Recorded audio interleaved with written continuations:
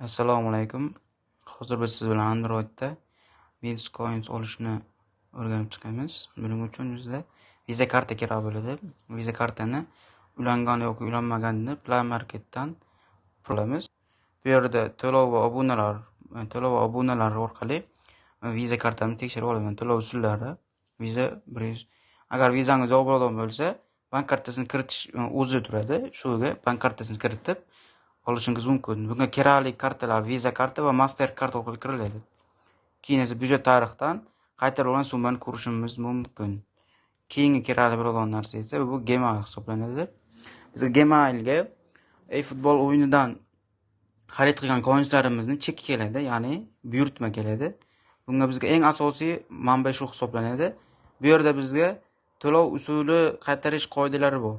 Shu orqali biz to'lovni qaytarib olishimiz mumkin. Buni bosamiz, mana. Bizga ushbu o'yinni ochib beradi va ochib bergandan keyin esa bu yerda ikkita ko'k harfli tugmalar bor. Bu zaпрос возврат средства degani to'lovga ariza berish, to'lovni qaytarish. Tagidagi esa ariza holatini ko'rib chiqish, ya'ni ariza berayotganmisiz yoki yo'qmi, shuni ko'rib chiqadi. Bizga ariza berish kerak. Ariza beramiz.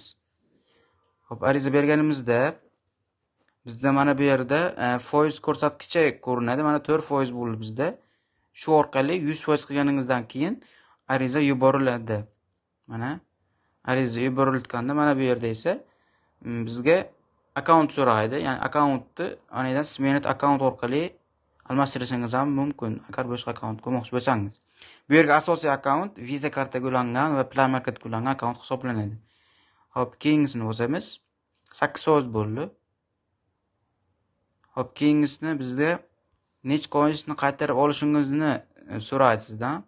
Misol uchun biz mana 130 coinsni qaytarib olmoqchi bo'lsamiz, mana buni tanlaysizda, tovar qaytarib olamiz. $1 va 22% bo'ldi. Mana bu yerdagi tugmalardan birini tanlab, bu arizaning asosiy shikoyati hisoblanadi. Yuboramiz. Ya'ni men bilmay qolgandim yoki tovar yo'qmidi, tovarda eshibga, ya'ni xatolik kuzatildi, shu orqali ariza yuboramiz. Endi bu bo'lgan narsa albatta. Tovar yozdik.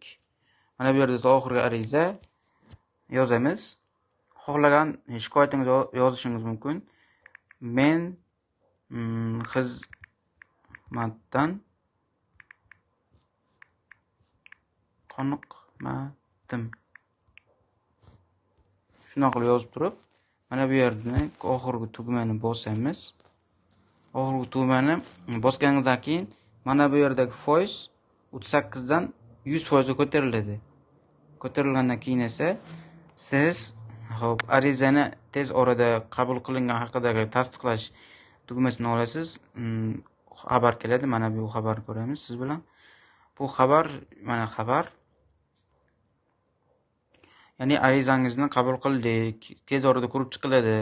Arizani ko'rish vaqti 1 kundan 4 ish kunigacha hisoblanadi deb aytib o'tilgan, lekin ariza albatta Androidda tezroq qaytib kelish ehtimoli bor. Xo'p, ariza kelgandan keyin pul qayerga tushadi degan savolga javob esa, pulingiz o'sha qaysi nimadan Play orqali Visa kartadan to'lov amalga oshirgan bo'lsangiz, shu to'lov orqali Visa kartangizga to'lov qaytib tushadi.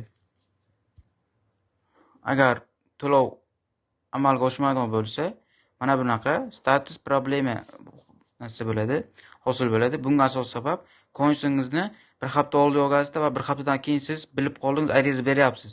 Shuning uchun sizga problema tug'ilgan holatda arizangizni bekor qilib yuboradi. Shuning uchun shuni coins olib turib ariza berishni tavsiya qilaman.